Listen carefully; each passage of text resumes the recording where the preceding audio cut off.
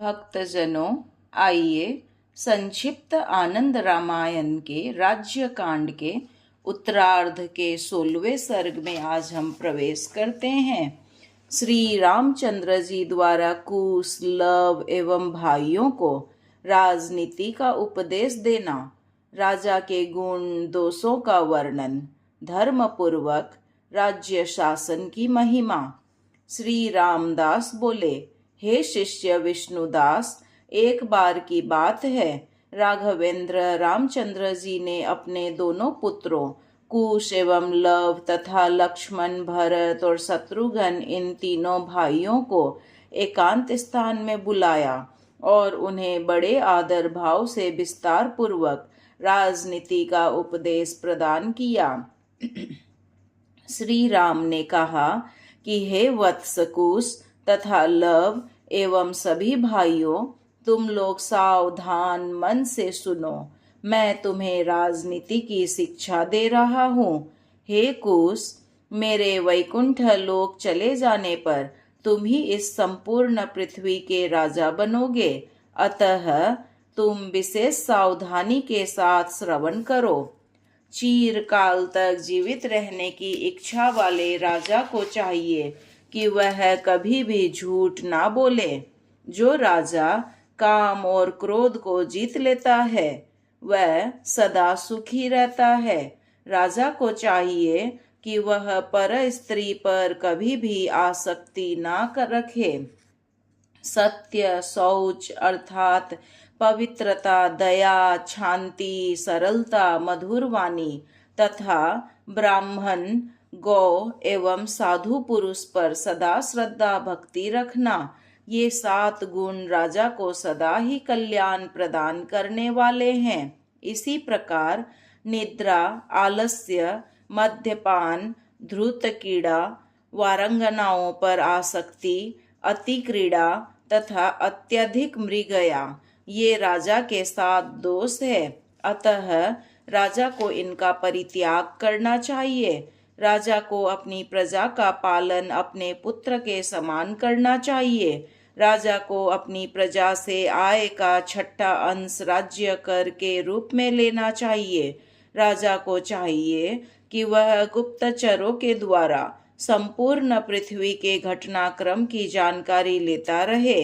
दूसरे राज्य की गतिविधि की जानकारी के लिए राजा को चाहिए कि वह नाना प्रकार के वेश धारण करने वाले 2-2 अथवा 5-5 दूत भेजता रहे।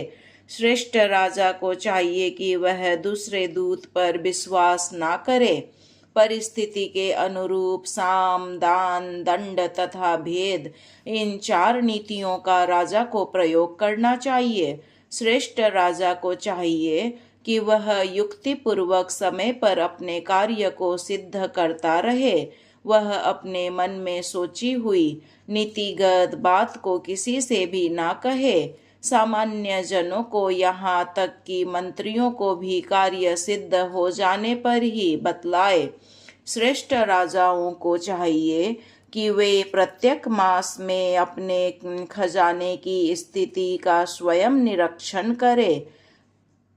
सेवक जनों की बात पर विश्वास ना करे। राजाओं को चाहिए कि वे प्रत्येक वर्ष अपने राज्यों के नगरों, भवनों तथा सीमा पर बनी हुई परिखाओं के संबंध में अपने मंत्रीजनों के साथ विचार विमर्श करते रहे। श्रेष्ठ राजा को चाहिए कि वह प्रत्येक 4 महीने के बाद अपने अस्त्र शस्त्रों, बाणों तथा अन्न भंडारों की देखरेख करे। प्रत्येक 15 दिन के अंतर पर हाथियों की तथा 8-8 दिन पर घोड़ों की और प्रत्येक महीने के बाद वस्त्र भंडार आदि का निरीक्षण श्रेष्ठ राजाओं को अवश्य करते रहना चाहिए। तोते आदि पाले हो तो उनकी जानकारी प्रत्येक दिन पर लेते रहना चाहिए। इसी प्रकार राज्य की सीमा पर नियुक्त जनों की निगरानी 6-6 महीने पर करते रहना चाहिए।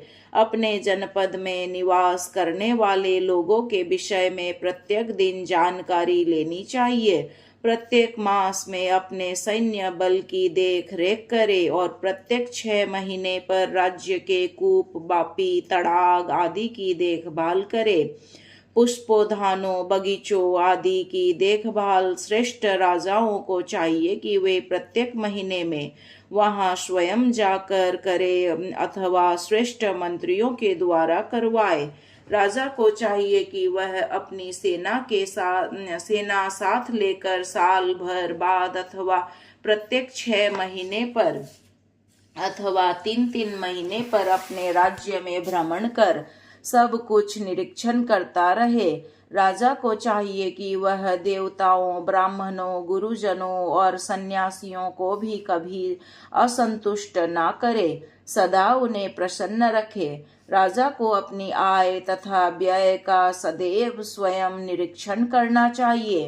राजाओं को चाहिए कि वे अपनी जितनी आय हो उसका केवल 1/4 अंश ही व्यय करे अथवा तृतीयांश तक का भी व्यय किया जा सकता है, किंतु संपूर्ण आय का आधा अंश कभी भी व्यय नहीं करना चाहिए। मंत्रियों को सदा ही प्रसन्न रखे, उन पर अत्यंत क्रोध ना करे।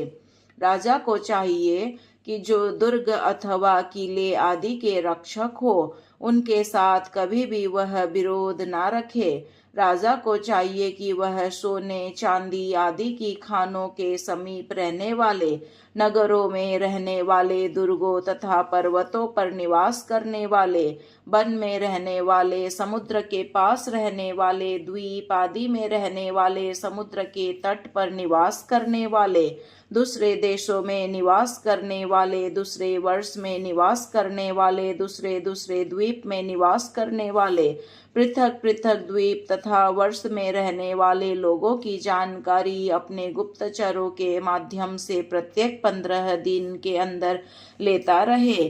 श्रेष्ठ राजाओं को चाहिए कि वे गुप्त रूप धारण करने वाले, गेरुआ वस्त्र धारण करने वाले, अवधूत आदि का वेश बनाकर घूमने वाले, सन्यासियों का रूप बनाने वाले तथा व्यापारियों का रूप धारण करने वाले गुप्तचरों के माध्यम से दूसरे देशों अथवा राष्ट्रों का सारा समाचार लेता रहे। दूसरे देशों में जिन अधिकारियों को नियुक्त कर रखा है उन सभी को साल भर में बदलता रहे। राजा को चाहिए कि कभी भी एक सेवक को चिर काल तक किसी एक स्थान पर रहने ना दे, बदलता रहे, दूसरे देश की सेनाओं का अनुमान लगाता रहे और अपने सैन्य बल की भी तुलना करता रहे। यदि किसी दूसरे राष्ट्र का दूत अपने राष्ट्र में दिखाई दे तो उससे पूछताछ करे, किंतु उस दूत को किसी प्रकार का दंड ना दे, ना ही कोई बात बताए। श्रेष्ठ राजाओं को चाहिए कि वे दूसरे देश के दूत को सम्मान पूर्वक छोड़ दे, बंदी ना बनाए। अपने राज्य की सीमा पर जो दूत रक्षा के कार्य में नियुक्त हो उन्हें बार बार शिक्षा देता रहे। अपने राष्ट्र अथवा नगर में किसी दूसरे देश का दूत दिखाई दे तो राजा को यह सोच विचार अवश्य करना चाहिए कि यह किस प्रयोजन से यहाँ भेजा गया है और कैसे यह यहाँ पहुँच गया। अब आगे से और भी सूक्ष्म रूप से निगरानी रखनी पड़ेगी कि कोई यहाँ न आने पाए। बुद्धिमान राजा को चाहिए कि वह अपने आगे आगे चलने वालों, अगल बगल चलने वालों एवं पीछे पीछे चलने वाले रक्षकों, सेनापति, मंत्री, अपने प्रधान, प्रतिनिधि, सारथी, हाथ में चंवर लेकर डुलाने वालों, दूत तथा समीप में रहने वालों को दान मान के द्वारा सदा ही संतुष्ट करता रहे। श्रेष्ठ राजाओं को चाहिए कि पहले वे अपने देश, काल, सेना, कोष तथा अपने उत्साह इसका भली भांति निरीक्षण करें और फिर शत्रु की भी इन बातों की समालोचना करे। उसे अपने बल, मित्र बल और मित्र के मित्र राजा का बल तथा अपने सुहृदों तथा सुहृदों के भी सुहृदों का बल, पराक्रम, इस सब का पहले भली भांति निरीक्षण करने के अनंतर शत्रु के भी बलाबल पर विचार करना चाहिए। राजा को चाहिए कि वह यह विचार करे कि कौन कौन राजा अपने पक्ष के हैं तथा कौन कौन राजा शत्रु पक्ष से मिले हुए हैं। राजा को चाहिए कि वह शत्रुओं के जो शत्रु राजा हो उनके साथ मैत्री संबंध स्थापित करे। दूसरे शत्रु राजा के शत्रु की पहले तो रक्षा ही नहीं करनी चाहिए, और यदि रक्षा करे तो भली भांति देख रेख करता रहे। दूसरे राष्ट्र की नदियों, दुर्गों, पर्वतों, अरण्यों, दुष्ट मार्गों, गुप्त मार्गों, जलाशयों आदि का अपने गुप्तचरों द्वारा पता लगा ले। पहले अपने राष्ट्र की रक्षा आदि का समुचित प्रबंध कर लेने के अनंतर ही शत्रु राष्ट्र पर चढ़ाई का विचार करे। जो राजा बुद्धि विवेक से काम लेते हैं वे सुख प्राप्त करते हैं। राजा को आगे जहाँ जाना हो उस बात को किसी से भी ना बताएं। यदि राजा को पूर्व दिशा में जाना हो तो अपना ध्वज उत्तर दिशा की ओर भेजें। राजा को चाहिए कि वह उत्तर दिशा में ही सेना के शिविर को भी स्थापित करे। सेना को भी उत्तर दिशा की ओर जाने की आज्ञा प्रदान करे। आधा कोस उत्तर की ओर जाकर राजा को चाहिए कि वह फिर पूर्व दिशा में अपने गंतव्य की ओर चल पड़े। इसी प्रकार से अपने ध्वज को कभी दक्षिण दिशा कभी पश्चिम दिशा की ओर भेजे। दूसरे राष्ट्र में झंडा गाड़कर गुप्तचरों द्वारा वहां का हाल चाल लेता रहे। अपने राष्ट्र में जहाँ जाना हो उसी दिशा में अपने झंडे को गाड़ना चाहिए। सेना के ठहरने का शिविर भी उसी दिशा में बनवाना चाहिए। राजा को चाहिए कि वह अपने राज्य के यंत्रों, आयुधों, वाहनों तथा सेना की सदा वृद्धि करता रहे।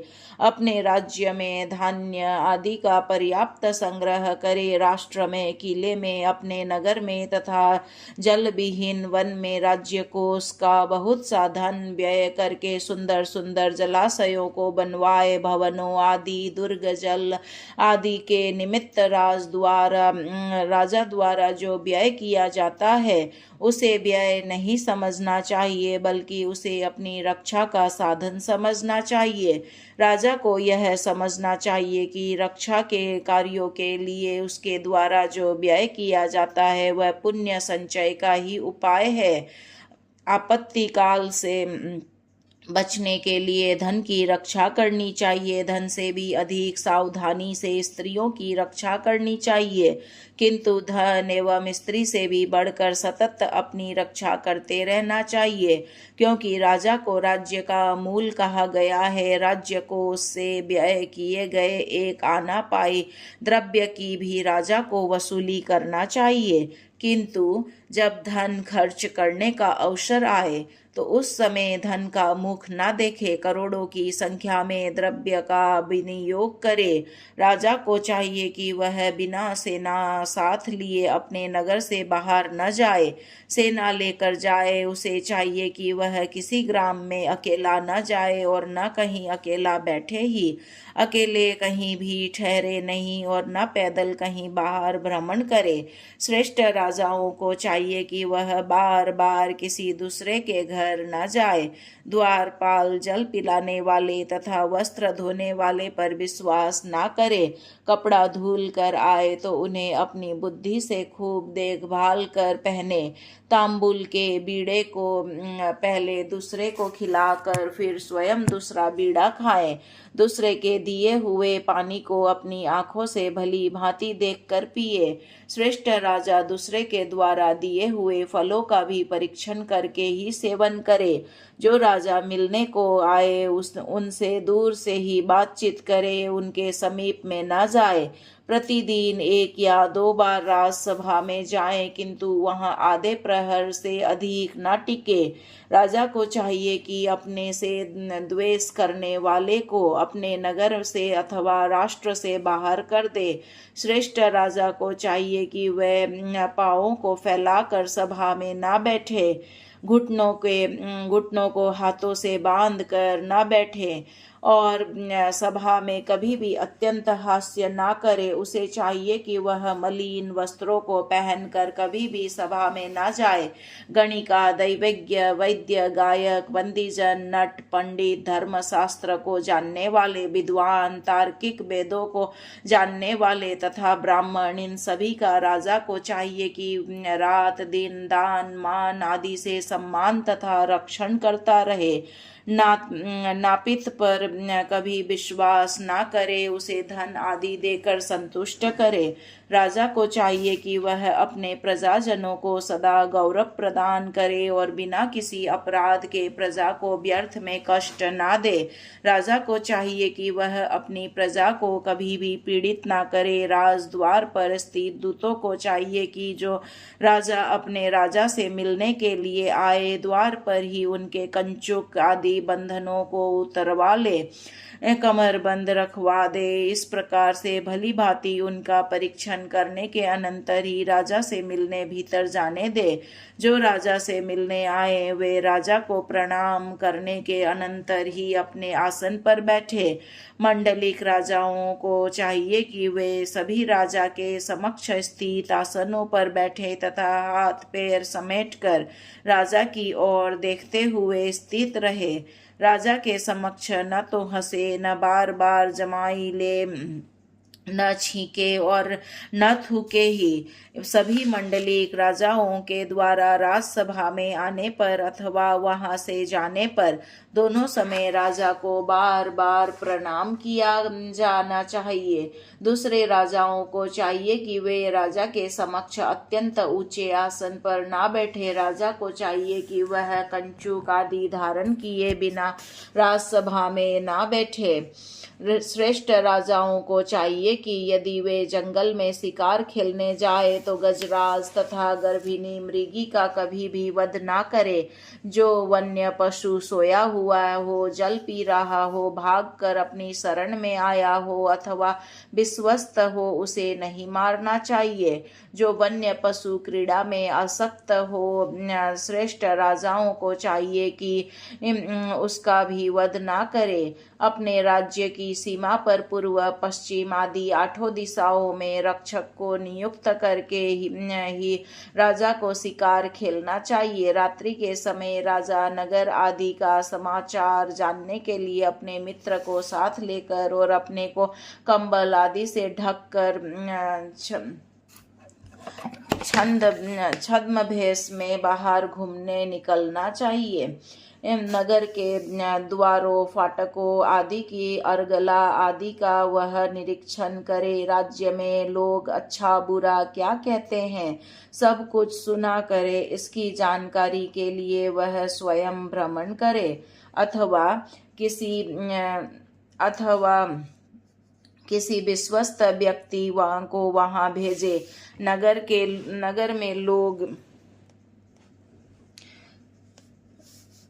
नगर में लोग उसके विषय में क्या कहते हैं, इन बातों को राजा को प्रयत्न पूर्वक प्रत्येक रात में ध्यान से सुनना समझना चाहिए।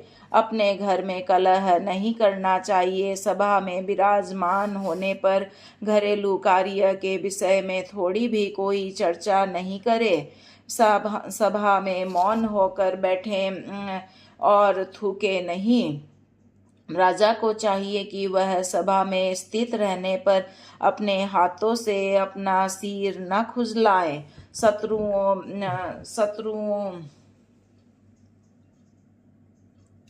शत्रुओं की उन्नति सुनकर अपना धैर्य न खोए। राजा को युद्ध क्षेत्र से कभी भी पीछे नहीं भागना चाहिए और ना ही कभी शत्रु को अपनी पीठ दिखानी चाहिए। राजा को चाहिए कि वह बड़ी नदी को नौका से कभी भी पार ना करे। बिना पुल के राजा को कभी भी नदी पार नहीं करनी चाहिए।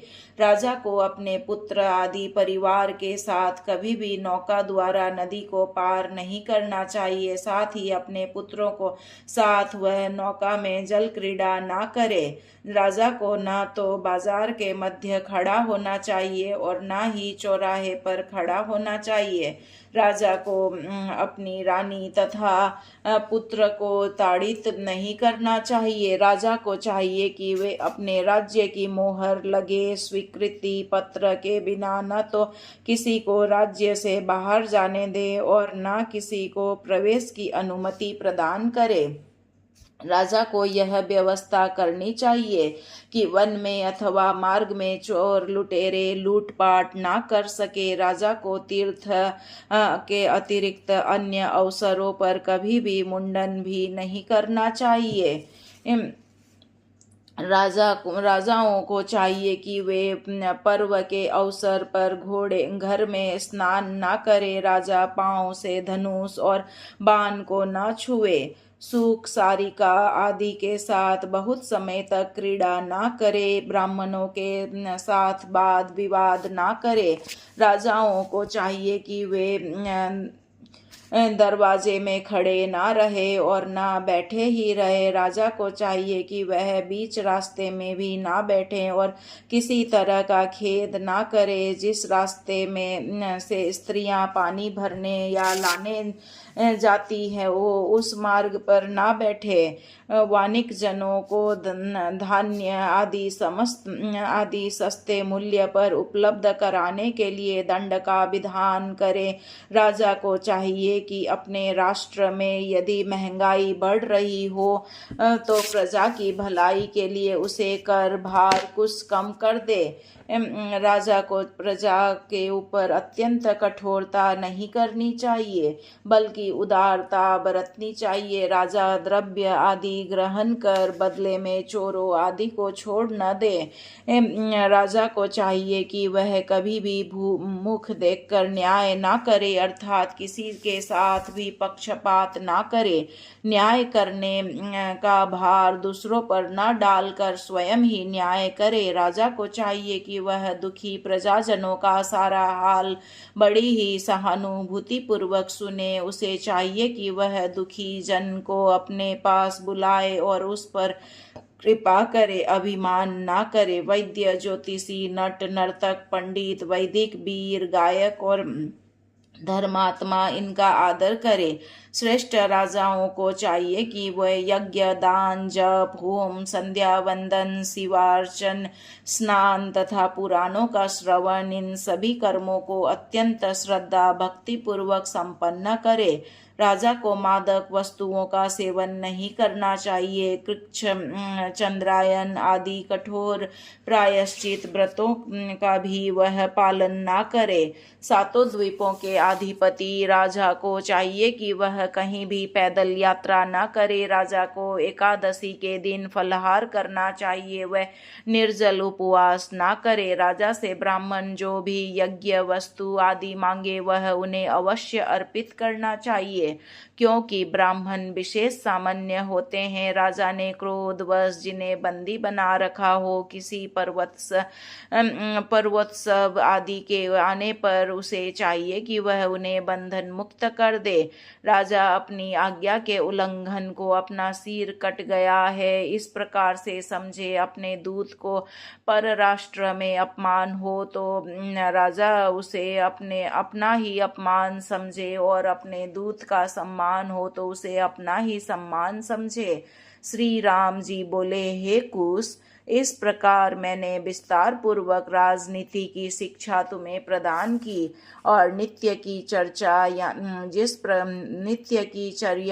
जिस प्रकार से मैं करता हूँ वैसे ही तुम्हें भी अपनी दिनचर्या बनानी चाहिए। 16वां सर्ग यहाँ संपूर्ण हुआ। सियावर रामचंद्र की जय। पवन सुत हनुमान की जय।